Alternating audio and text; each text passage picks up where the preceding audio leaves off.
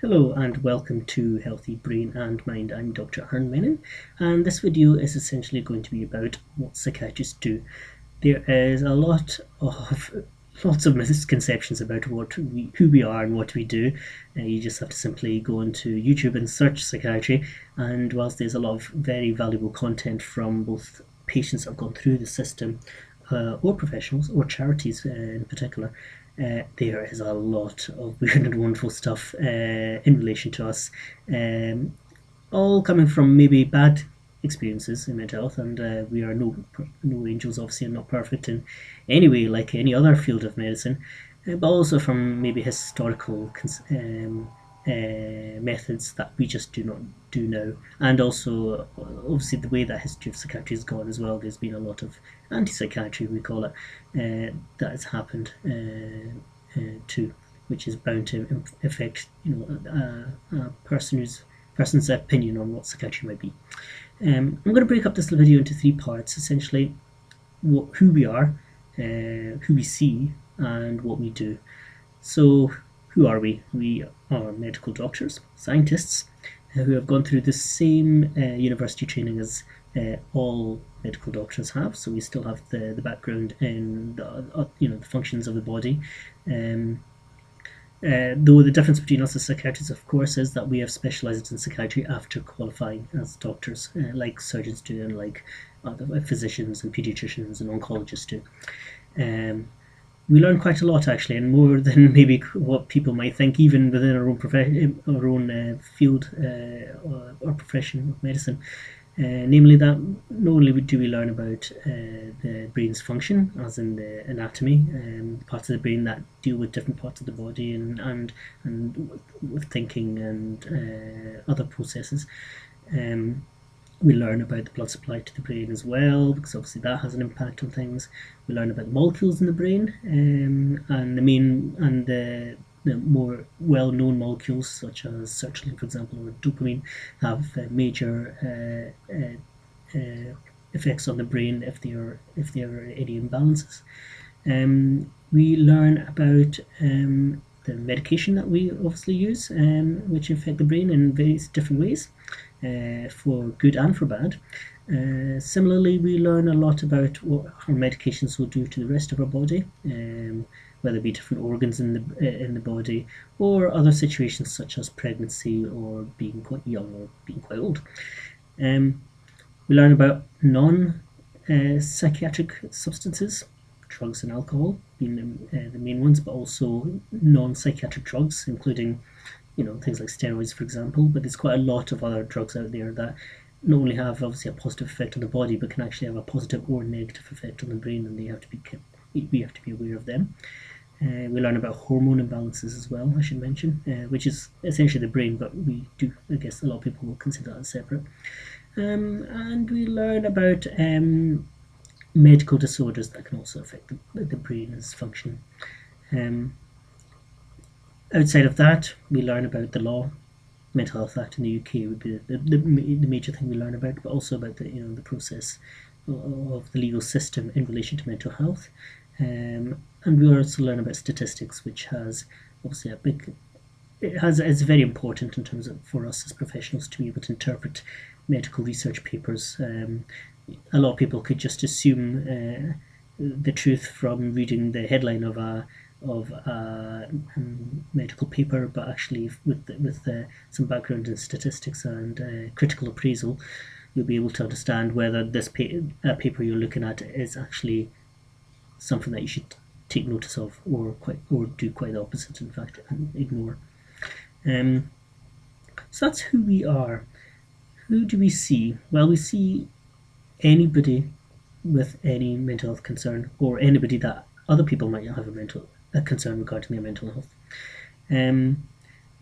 That covers a very wide spectrum, and to be honest, the most people who suffer from anything within the spectrum is actually seen by family doctors or GPs rather than ourselves, or even nurses or even social workers. But the kind of things we cover would be things from the likes of depression, of course, anxiety, of all different types of severity, things like psychotic disorders, I forgot bipolar illness, of course, which is another mood disorder. So if somebody's elated as well, or has elated periods and depressed periods. Drug and alcohol problems we do see. We see those with memory problems, including those with dementia, or those that are related to things like Parkinson's disease too. We also see those with learning disabilities and of again various severities, and we also see those from basically all age ranges, going from childhood right through to the elderly. What else do we see? I guess we also see those that have other difficulties, which I guess we class as personality disorder, which is essentially more of quite a wide-ranging diagnosis in relation to people's functioning, depending on their abilities to cope to certain situations. And but we also see other people as well with, say, anger issues, particularly in things like the criminal justice system as well. So we will see prisoners as well. But as I said before, the vast majority of people are not actually seen by us. They're seen by family doctors, or nurses, or social workers, or the police, physicians, or there's a number of people before it actually gets to us. So by no means, if you do struggle with any sort of mental health difficulty, for the most part, you probably won't even need us, which is a good thing, of course. What do we do? Well, if you do end up seeing ourselves, first thing you'll find is that we'll obviously take if it's the first time you're attending a psychiatrist, you will be taking a history from yourself. If we've not done that before, or one of our colleagues has not done that before, going through obviously the difficulties in the here and now, how it affects you, how it affects things like sleep and appetite, and how you're coping at work as well as at home, and how it affects relationships, and anything else that you feel is of concern. We also look at any past difficulties with mental health problems, which may have not came to our attention before.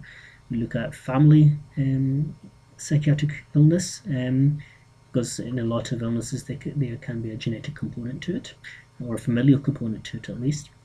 We look at your medical history. Again, as mentioned before, medical illnesses can cause psychiatric disturbances, and therefore is important to us.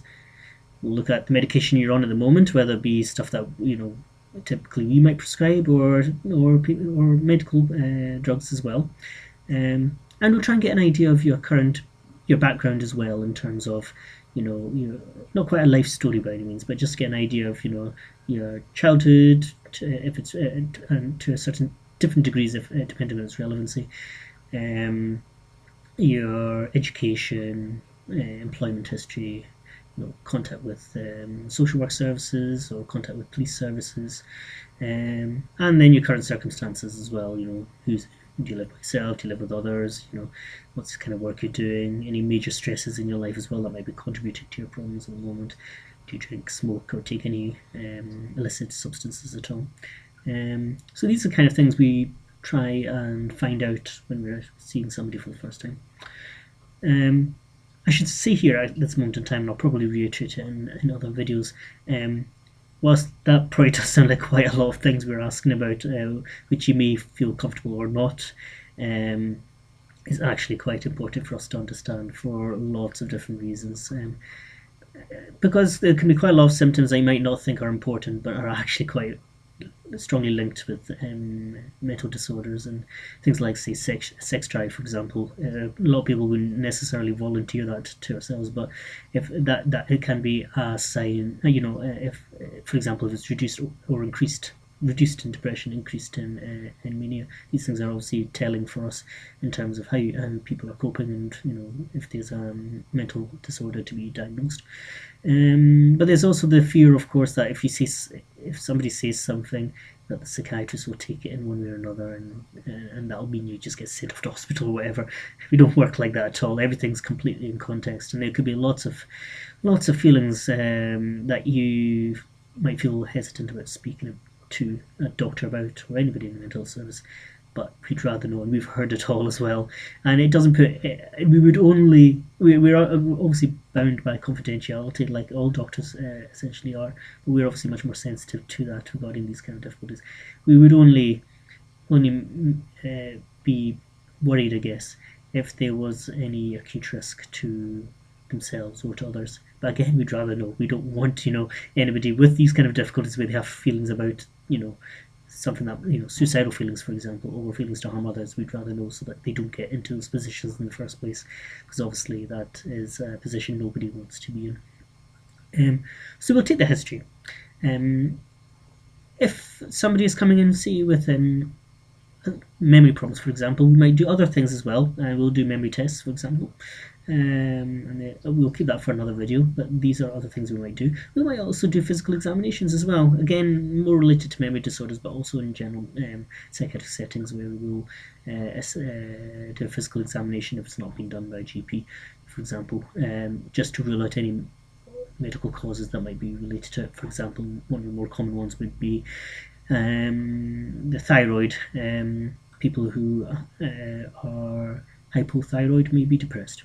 And just going on to that, we'll probably may even do blood tests as well if necessary, but usually these things are done prior to any psychiatric assessment.